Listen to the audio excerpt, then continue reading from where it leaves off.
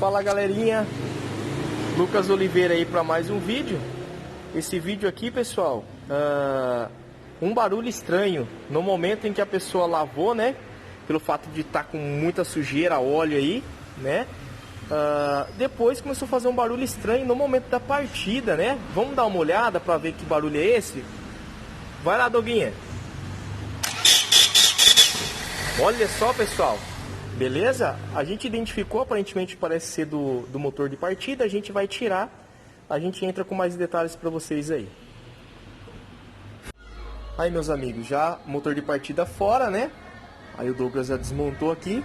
Olha para vocês verem a situação. O que a água fez, né? Olha, enferrujou todo o Benex, né? O pinhão. E a parte de cima também da planetária, né? Ó, já não tem lubrificação nenhuma. Colabora com o barulho, né? Olha só para vocês verem aqui, ó, onde o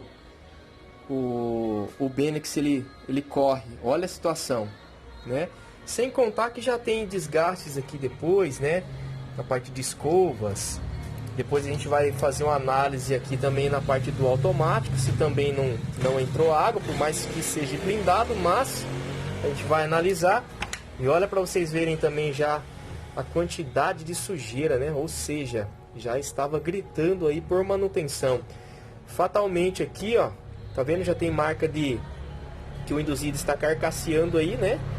A gente já vai trocar o jogo de escova, de buchas, né? Perdão. Olha as folgas que está aí, ó, na planetária, né? Entre o induzido e a planetária. Tá com muita folga já. Então, ou seja, já estava gritando por uma manutenção aí. E já juntou a água aí, né? Aí acabou de ferrar o sistema. Beleza? Assim que a gente finalizar a montagem, a gente já volta com o resultado. Aí, meus amigos, motor de partida montado, revisado todo, né? Vamos verificar se vai fazer aquele barulhão agora. Vai lá. Olha a diferença, vocês viram? Vai lá de novo. Beleza, pessoal?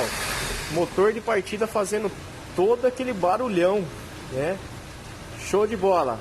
Mais um aí resolvido. Um abraço.